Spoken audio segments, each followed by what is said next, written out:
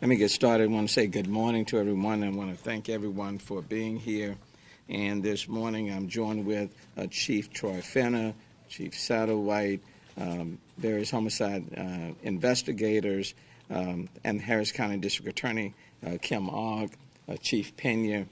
And I just want to start off by just thanking this entire group and so many, many others for working tirelessly over the last I just want to say 4 days, but even longer than that, in addressing the crime situation within our city.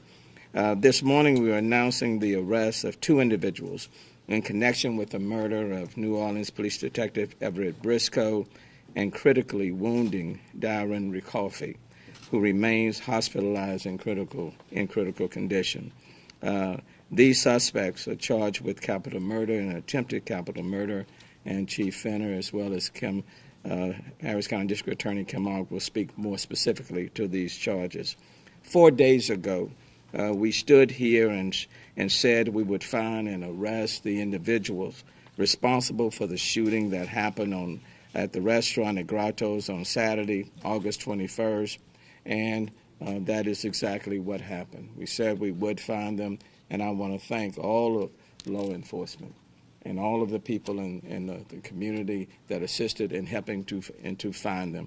I want to thank Chief Fenner and the HPD homicide detectives and other law enforcement officers on the ground who have worked diligently to locate and arrest these dangerous criminals. I am grateful to members of the community who called in tips, including one to Crime Stoppers Houston, that led to an arrest in this case. I want to thank Houston businessman Tillman Fertitta, owner of the restaurant where the shooting happened, for his generous financial contribution. I also want to thank ATF Houston and Crime Stoppers New Orleans for adding to the reward fund. Let me just say, before this press conference started, I had a conversation with Mayor Cantrell out of New Orleans, and number one, to tell her of what was unfolding today and that these suspects had been arrested, and also let her know that we are continuing to pray and offer our support to the people in New Orleans.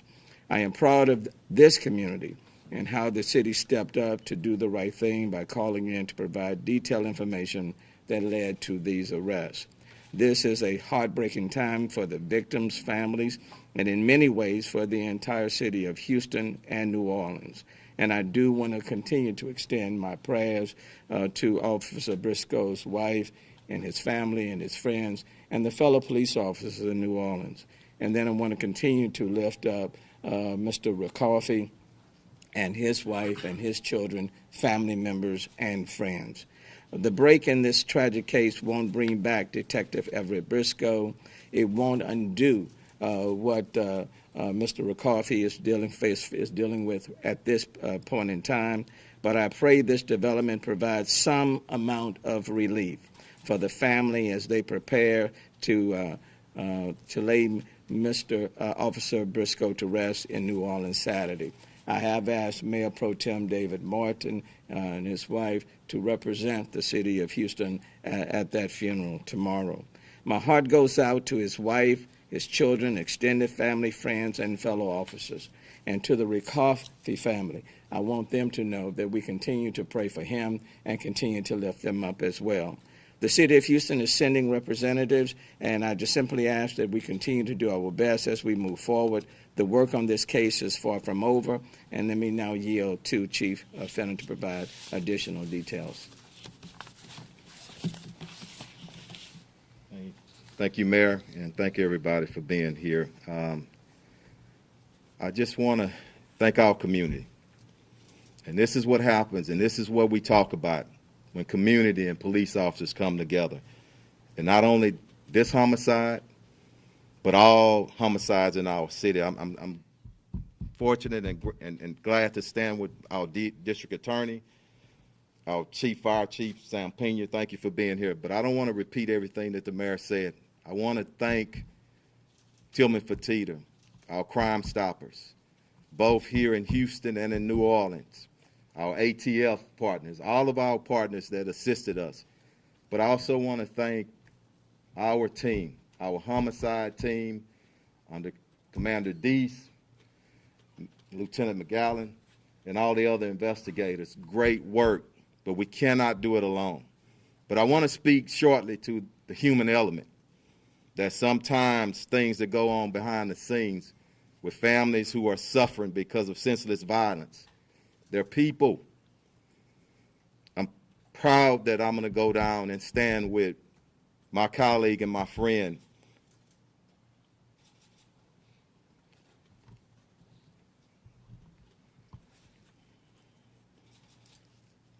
because I know he's hurting. Superintendent Ferguson and that entire city, and both of these families, we're going to be standing. They got a storm approaching, and then he has to deal with all this. And we're going to stand with them as a city, as a department. And I'm proud. When this is over with, we're heading down. But look, let me say a special thanks to all of our units out there, our SWAT team, our crime suppression, our gang units, our patrol officers. When we stood, we said that we were going to leave no stones unturned, and we were going after these suspects, and we did. So Wednesday afternoon, we arrested one suspect, Anthony Richard Jenkins. His picture is over here. A 21-year-old male. He was arrested on an apartment complex on the southwest side of Houston. Also seized in that arrest was a vehicle, a Nissan Altima, which matched the description of the vehicle that left the homicide scene. Also, Frederick Dwayne Jackson was arrested Thursday, and he was taken into custody by our SWAT team. And before I turn this over to our district attorney, I want to let you know, please continue to pray for both of these families. Miss Ricoffey, I meant to say, and Miss Briscoe, I spoke to both of them this morning. I spoke to Miss Ricoffey last night at the hotel. She's hurting, her family is hurting. Pray for her husband. He's still fighting. But more importantly, pray for everybody involved. And we got even other victims out here that's lost loved ones to senseless violence in our city and other cities. Communities, everybody stand up. Good police officers, good people coming together, solving senseless murders. And we're going to make all our cities in this nation, including Houston, safer. So thank you, and I'm going to turn it over to our district attorney.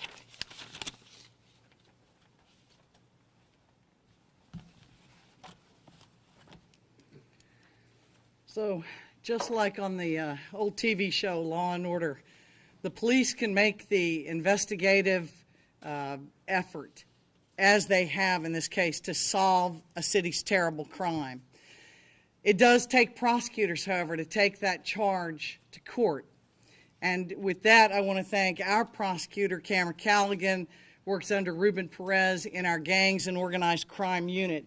Cameron worked right alongside Detective Adam Brock, who I want to thank, he and his partner, for all the work that you've put in since this terrible murder and attempted capital murder.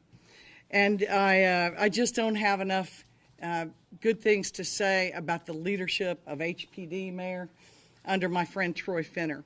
I knew when he was at the scene this weekend that they would find the killers, and with the aid of his investigators and our prosecutors, they have. So thank you to police, to prosecutors for getting these violent criminals off the street before they could hurt someone else. We're sickened by this bold attack, which left one beloved detective dead and another good friend of his still fighting for his life. And our city's shaken at how this could happen on a weekend afternoon at a restaurant in the heart of our tourist area and the Galleria community. The facts are brutal and they are heartbreaking. And we're going to seek justice for both victims and their loved ones as our prosecutors work tirelessly first to obtain no bond on each of the offenders. It should surprise no one at this point in Harris County, Texas, that both individuals were already out on bond. one on multiple bonds. One for aggravated robbery following a different victim home from the Galleria, and another for aggravated assault. Both are charged with capital murder and attempted capital murder. And capital murder is the highest crime there is in Texas and under our law, and a conviction can only end in two ways: death or life without parole.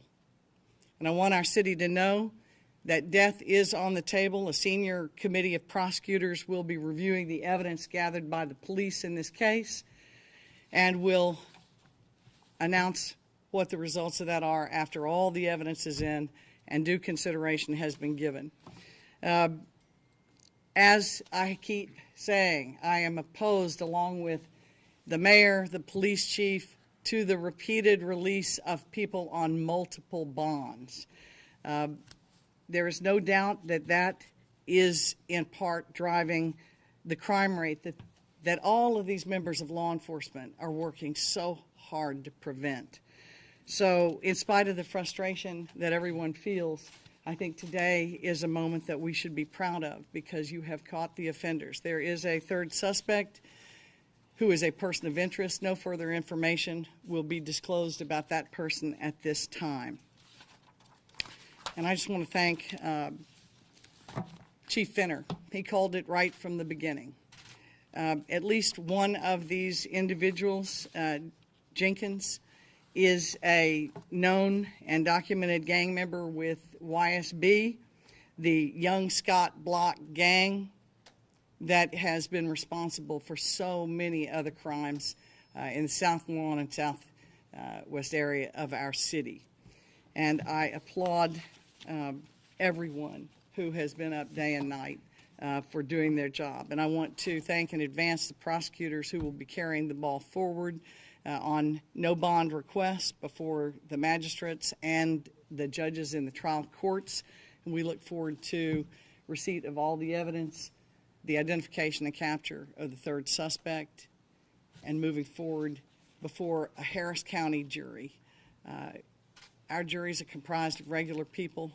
I think regular people in this county are really suffering under the crime wave that we've been seeing. And so thank you to all of our partners who are working so hard to end that crime wave.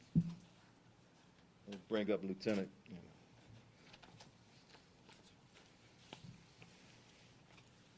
My name is Lieutenant John McGowan. I'm the lieutenant over the squad that was assigned this case.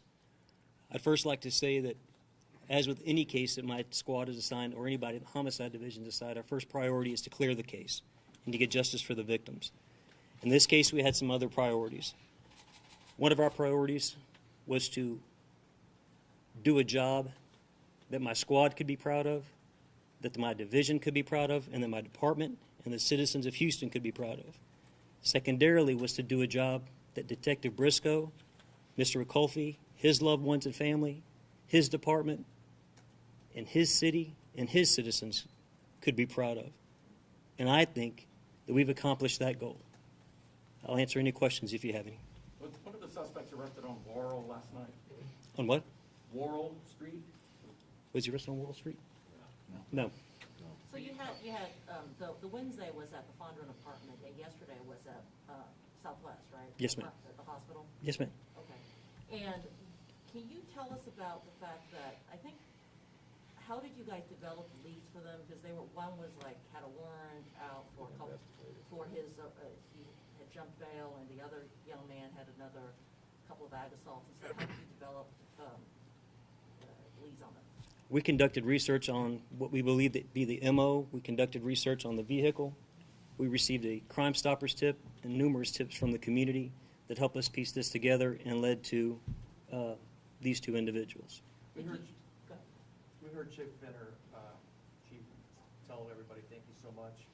Thank Crime Stoppers, community as well for tipping up. Has a $100,000 been paid out on this? Was the tip connected to $100,000? I can't speak to that. That would be a question for Crime Stoppers at this point in time. I'm not going to commit to anything because I don't know. We checked many individuals is believed to have fired the shots, both or just one? That's still under investigation. I'm not going to get into that at this point in time. Is there a third suspect? There is a third person of interest that we're not going to discuss today because he is not charged. The result of a robbery. We have no evidence to indicate it was anything other than a robbery gone bad. And can you Jackson talk also a about, documented gang member of the YSP? Pardon me? Is Jackson also a documented gang member of the YSP? He's a gang member, but a different gang. Can you tell us what they were doing beforehand? Court records suggest that they were robbing people in the Galleria area. We have them in the area on surveillance video doing robberies and engaging in activities that would be indicative of stalking people to do robberies. We're talking in the Hind area by State 48, IPIX, that area along Westheimer. We have them at several locations, those being some of the locations. and would it be accurate to say that what how they conducted this robbery is similar to perhaps some of the other crimes they're already charged with, relating some of the cases they're already dealing with? But like I stated before, when you start looking at the MO, there's a striking similarity which led us to these individuals. And what was that MO? Can you describe what their intention, what they would tend to do? In my opinion, and the evidence tends to show that they were targeting people for basically for high-end jewelry. Did you recover the firearms used in the crime? We have not yet. DA Og, you indicated that there were multiple bonds that these gentlemen have been out for. How many total bonds or which court were they out of? Thank you. Right.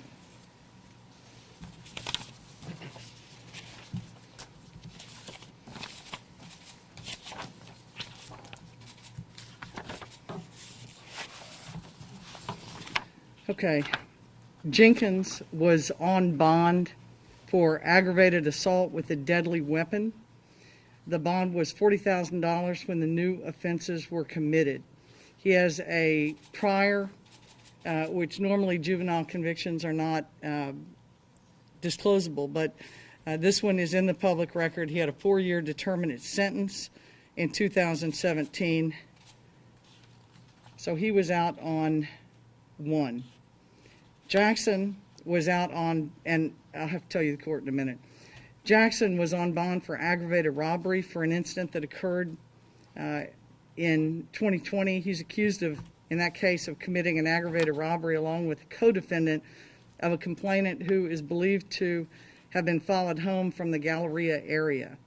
That victim was robbed at gunpoint of items in excess of $40,000 in value, and he's had to post 2 bonds in this case because he was forfeited once in January of 2021, and he forfeited again on August the 11th when he failed to show up for docket as a result of cutting his ankle monitor off.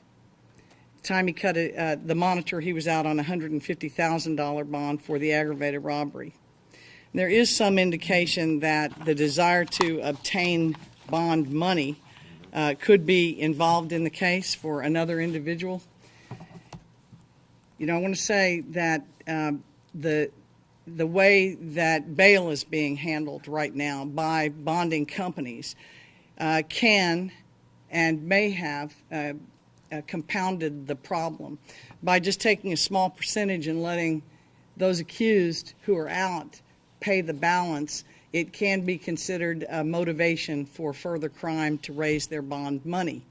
Additionally, for other gang members or friends or family who are in jail, sometimes criminals can be motivated to try and rob to raise more money for their bail. So bail is the thread that is unraveling community safety right now, and it is our desire, every person up here, starting with the mayor, to restore order right now to the city. And explain, they were not eligible for no bond, right? Because people tend to, just before this happened, they were not eligible, or? I'm not prepared to tell you right now. Bail is a judicial responsibility, and we presented evidence in these cases, and all I can tell you. Because we listened to one of the PC court document cases, I believe, for Jenkins, and I believe the prosecutor, the DA at the PC had mentioned that he was not eligible for a no bond situation prior to this charge. I'm not sure.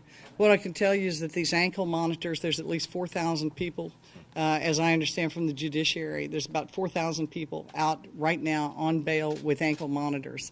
I think these can and do give the public a false sense of security because they are dismantleable. Do we know when you cut it off, specifically the date? After, I think, I don't want to guess, Maury. I can find out.